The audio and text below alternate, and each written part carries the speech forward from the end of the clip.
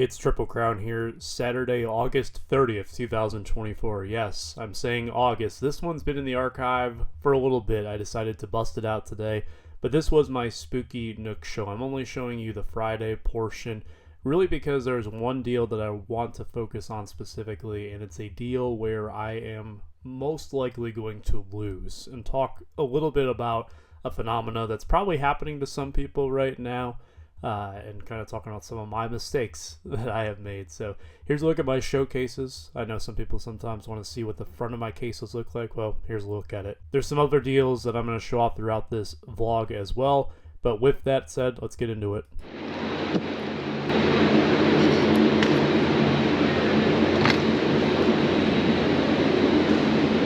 Got a picture? Yeah, I'm going to grab one. First deal to show is for this Jamar Chase Nebula, one of one that you see here. Whenever you have a nice Jamar Chase in this part of town, it usually doesn't last too long if it's priced reasonably. I think I picked this up all but 12 hours ago. The Nebula is one of my favorite parallels that I would say of all time at this point. I just love these cards so much. I've only owned a handful of them. This one is the most recent one I've owned, and of course it didn't last too long. I make this deal hours before the show even starts. I trade down into this Michael Vick Rookie Topps Chrome Refractor, as well as getting some cash coming back my way. It's always nice to trade down from what is kind of an unknown quantity that Jamar has no set price. The price is, well, really whatever I want for it since it's a 101. But I move into that Vick. While that card doesn't sell all the time, it does sell often enough where I have a much better expectation or idea in my head of what I can get for the Vic, and sure enough, that Vic would sell on day 2 of this show relatively quickly. In fact, it might have even been late on Friday, so it's always nice when you can complete a deal that quickly, but very pleased with that trade. That's fine there. We'll get 400 here. That's fine.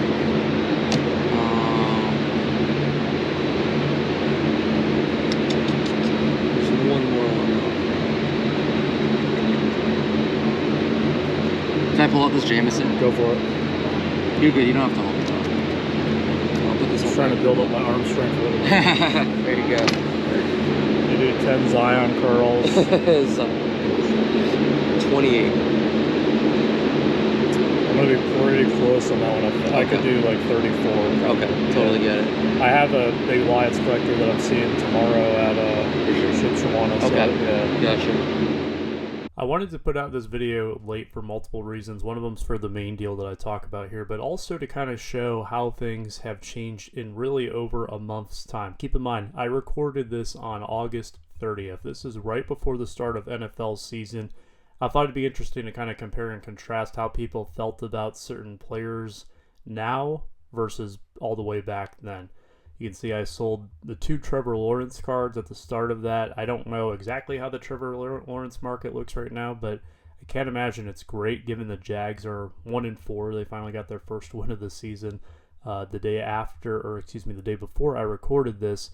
And then you have the Jameson Williams Shield card, which to his credit, he's had a pretty solid season so far. He showed out on both of the Lions primetime games so far. As a Lions fan, I'm definitely excited to see that. He needed to really step up this year. But to me, he's always going to be number 2 behind Amon-Ra St. Brown. It's very tough for the hobby to support 2 players from the same team, let alone 2 players at the same position. Therefore, on that Shield, I kind of was hoping to get a strong offer at this show. If not, I was going to take it to the eventual buyer for that card up at the Shipshawana show that I had a feeling was probably going to give me the best offer that I was going to be able to get for it. It was on consignment, but I was able to think in the best interest of the consignee and try to get them as much as possible. But to me, a lot of these cards, if someone is willing to speculate on it a little bit more than I like it, then it's time to move on, because while the upside is there, there's always the chance that, you know, the what if Jameson Williams didn't come out with a hot start? What if Trevor Lawrence came out starting 1-4 like he did? It's just things that I consider, especially around this time of year where there is so much speculation going into football season. But then when the season starts and some results come in, it's kind of time to put up or shut up. And in some cases, it's not so pretty. Oh, yeah. I'll just do these 2 for now. So what do we have? 4 and 4, 7. Yeah.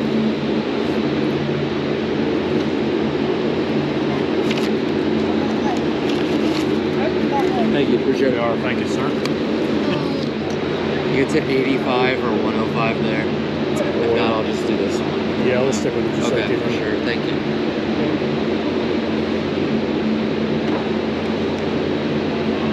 Thanks, man. I appreciate it. Yeah, thank you. Enjoy. What would be your bottom without the card?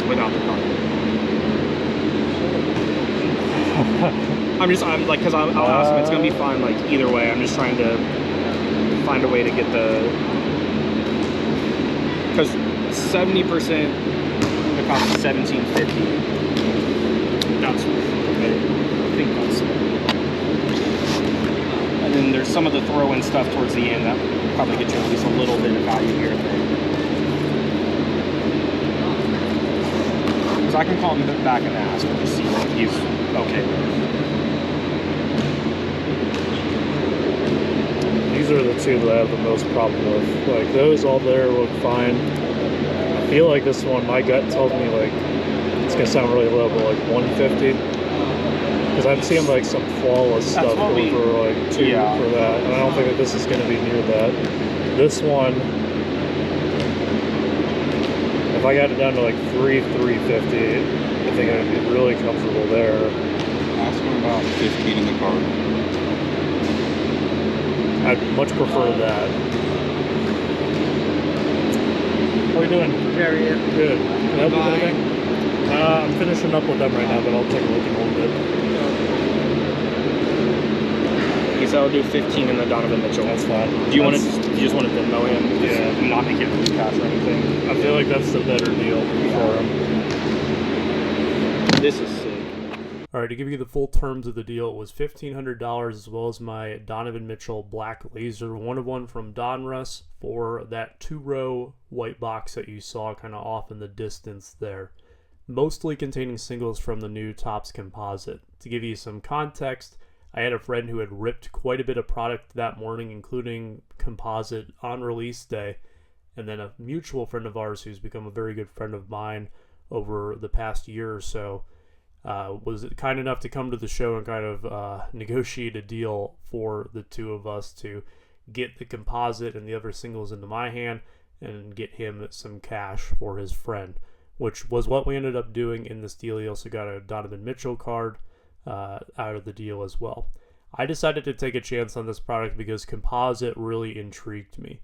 Now, a lot of the pricing that we were doing was based mostly off of speculation because, again, this product officially released hours before this deal was made, meaning there's not really any sales, if any sales at all, on a lot of these cards. Now, to me, that doesn't really scare me too much. You kind of heard me talking about the Steve Young card there, where I really think it actually turns out that I sold that card for either 145 or 150, and that means I was right on in my assessment for what I thought it was worth. And that's just because I've sold enough Steve Young autographs that I kind of know what to expect to get out of them. I might not have ever sold a composite patch autograph before, but just selling the same types of cards often enough gives you a general idea of what you're going to get. Now, the part of this deal that scared me the most was having so many big cards being the young rookie quarterbacks. I know a lot of these guys, really all four of them, had people speculating on them coming into the season. Different amounts, of course, depending on which one. Anthony Richardson was probably the one that people were the highest on in terms of speculation. And now 1 month into the season, we kind of look back on it, and really only one of the four has had a good season, right? Richardson is hurt his shoulder. He's looked okay. He's had flashes of greatness, but in other times he's had some ugly interceptions as well.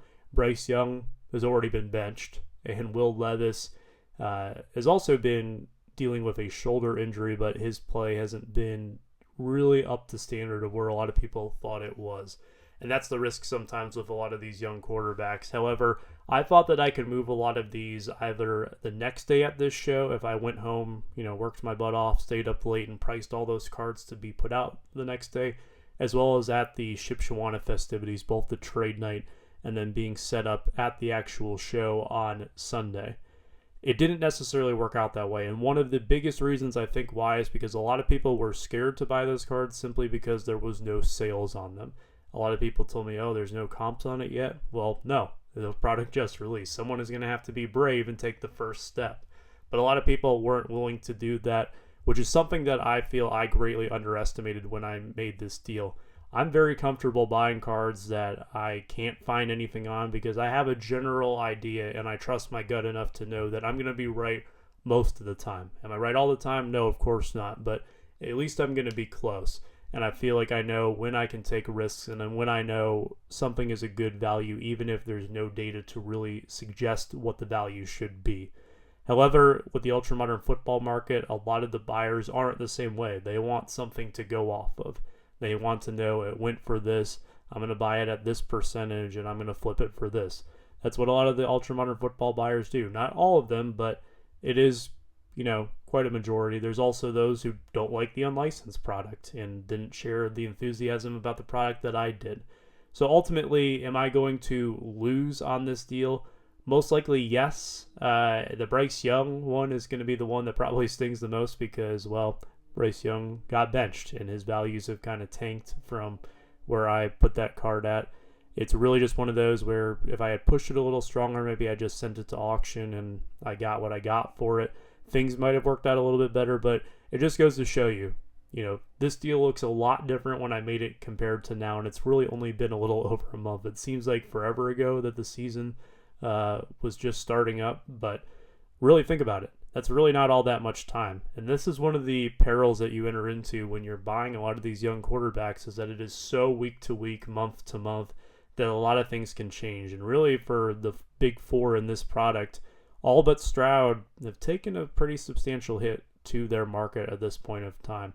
Just something I wanted to point out. It was, I think, a good lesson and something that I think is definitely worth discussing in a vlog. Let's show some more deals though. What do you want for your show is? Well, I was gonna hold them for the buyback, but I mean, if you offer something decent, I might take it. So what? This is 40, and this one will be 20 as a buyback. Yeah. So it'll be 60. I mean, I would do 50. If I hadn't bought so many today already, I would probably be more inclined. I'm still stacking those MVP buybacks when I can find them for a good deal. That price I think was fair, but I had already purchased about $400 worth of them that morning, and I don't want to put too much cash into them at any one point in time. I kind of like to stagger it out. If it was a screaming deal, I definitely would have jumped on it, but this one I felt comfortable enough passing with. I take a look at that Dynasty auto. Auto? Yeah. I'm not sure yet on it, but I just want to take a look. Yeah, how about it? Is that the best you can do on that? I'm sorry, which one? Is that the best? I know. No, I'll do 15 on it. I'll do that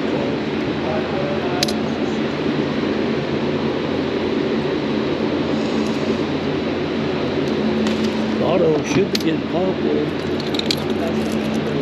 Yeah, there's been some momentum in recent times. Can you get to 130 on the Lotto Dynasty? Who's this right here? Herman Kilber. It's number 5. Going into this show, I didn't necessarily expect to make a deal as large as I did for the composite one, which I should, because you always got to expect the unexpected at any given card show. But because of that, I'm going to be a little bit more motivated to sell at this point in time. Usually when I make a large deal like that, that's when I tend to loosen up a little bit more because I want to recoup some of the cash. Ideally, I want to recoup some of the cash from those composite cards, but I really don't have the time to sit down and price them out right now. I'll just have to move things that I already have out. So if it's something that I have where I know I can sell it for a profit, I'm just going to take the profit and move on. I've got change if you need it. I've actually got 135. I have Sweet. a 10 left from admission. Awesome. I like this card. It's a beauty. Yeah, I have 2 Dynasty autos, but I liked your deal on it, so Yeah. it's perfect. Thank you very much. Enjoy the cards. Thank you. I want to buy it because I know I'll be able to get a little cheaper, but then I got to find a way to give it to somebody else with the scratches on it. Yeah. I'm going to hold off for right now. Yeah, no worries. I had an Anthony Richardson downtown that had some minor scratches on the slab itself. This guy had come up and he was interested in it, but he wanted it at a discount. I'm not sure how much of a discount because of the scratches on it, but he still wanted to be able to have enough room, I guess, to send it back to PSA to get it reholdered and have to wait and all that. I wasn't interested in cutting a huge break on that Richardson Downtown. That card was on consignment, and knowing that I still had Ship Shawana the next day, or if I needed to, I could move it online, I wasn't giving out a discount. What would you want for that? It's cool to look at, but 240. we can what is it? All right. You can definitely tell that I'm a little bit more motivated to sell because I am breaking a lot of my own rules. I negotiated against myself on that deal. I also did it one time earlier in the video, if you picked up on that. But usually I loosen up a little bit with my strategies if I am looking to push the sales a little bit more. But that's going to do it for the Spooky Nook vlog. I really just wanted to highlight that, things change quickly with the quarterback market, and I have a feeling that probably a lot of people who bought some of these guys before the season might regret some of their decisions if it's not for their collection. But I'll see you next time. Take care, stay safe, be kind.